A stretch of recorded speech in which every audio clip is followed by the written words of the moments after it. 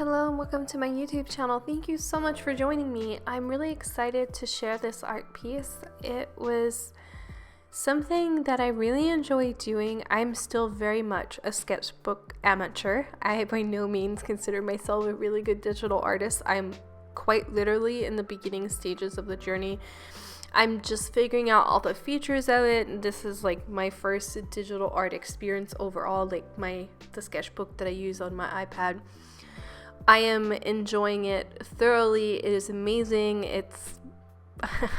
I want to become like a serious digital artist. So one of the things that I've been doing is really just focusing on doing a little bit every day.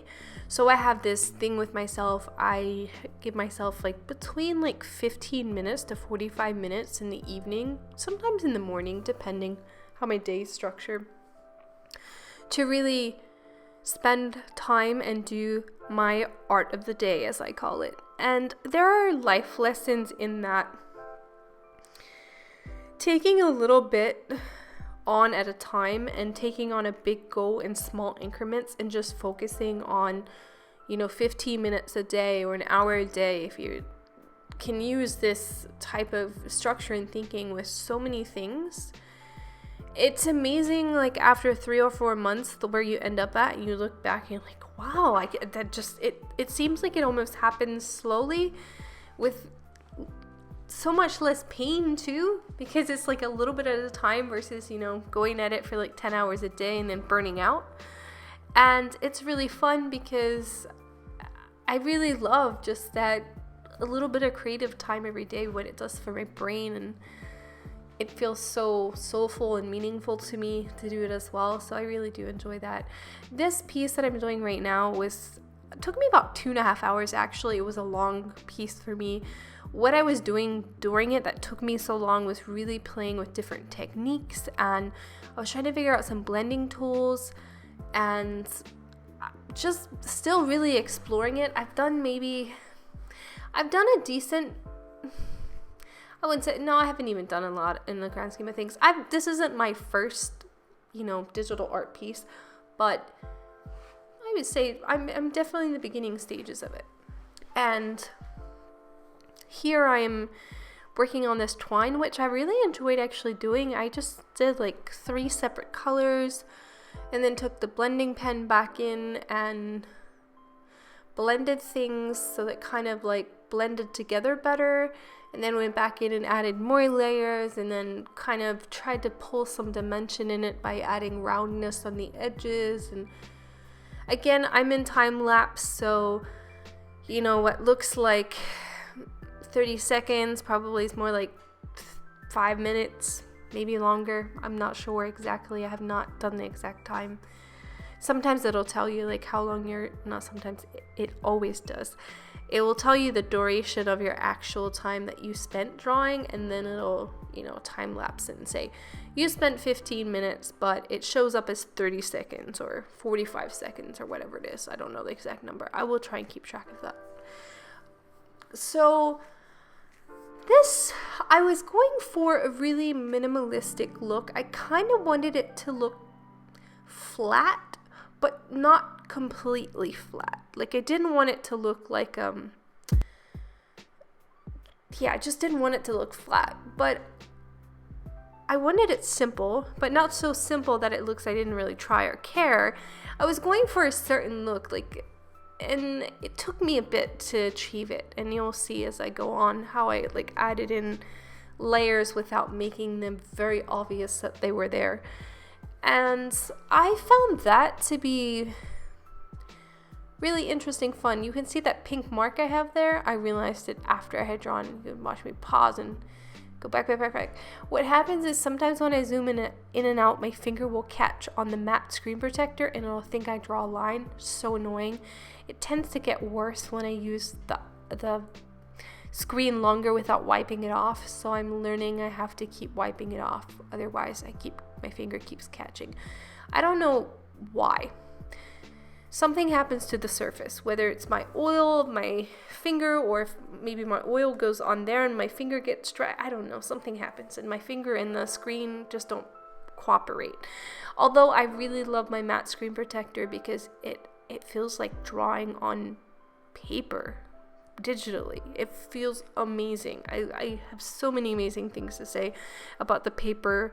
It's called Paperwhite. Paperwhite.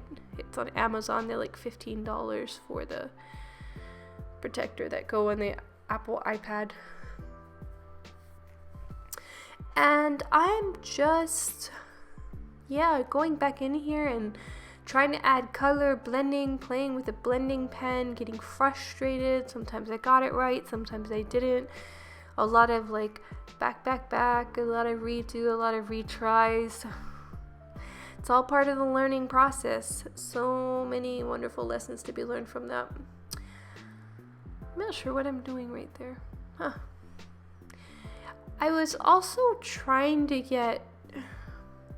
I was just going for a look. I love how it turned out. It turned out how I was visualizing it in my head. Somewhat better in many ways, but I really liked my end look and what I achieved with it. I thought it was really cute, and I was, gonna spend like 30 minutes doing it and ended up being 2 hours. So I can't really say that it was like a completely simple art piece that took me like 5 minutes to create. That was not really the case at all. So it turned out to be a big art piece of the day. Actually, I think I did it in the course of an evening and a morning, so I didn't do it all at once. Here's me going back in and blending and playing with that. And the beauty of digital art is you can break it up in multiple days because you're not playing with like wet paints or... Anyways, digital art, to me personally, I believe is way cooler than traditional art for so many reasons. I really want to focus on becoming a digital artist, seriously, illustrator artist, because I so many things to say about that. This is not the time. I'll save it for other videos. So I'm almost finished up here, and we will be transitioning to the orange that I did. And I do realize that in the picture, the thumbnail that I made, I have the lemon in there. I did a lemon and orange.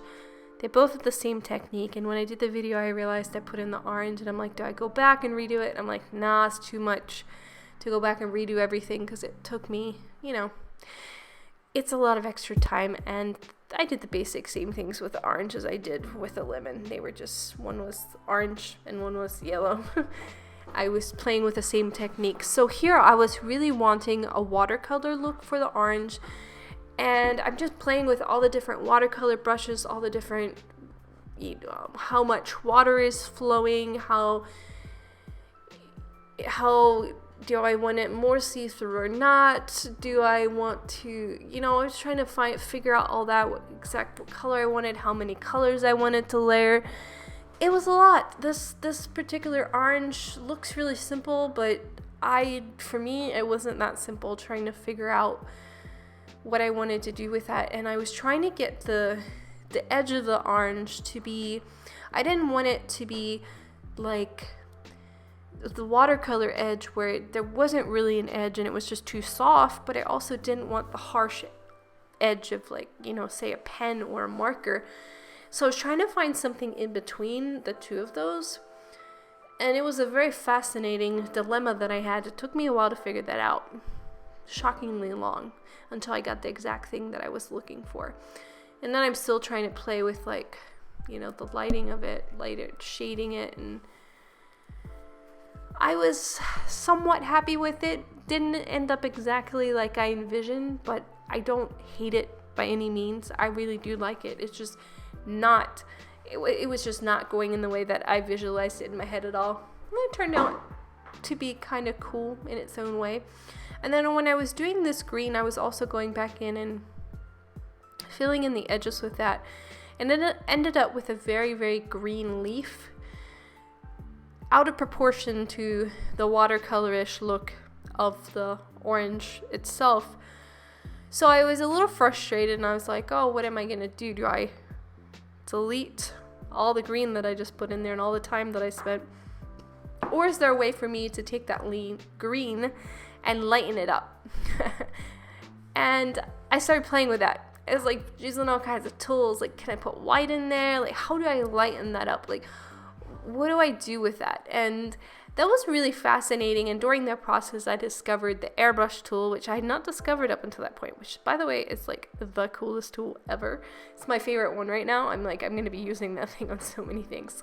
I really look forward to. So transitioning to the next piece, this is the black and white piece that I did that I love. I really love working with minimalist black and white type stuff a lot. I always have, and playing with it in digital art has been like so much cooler and so many levels.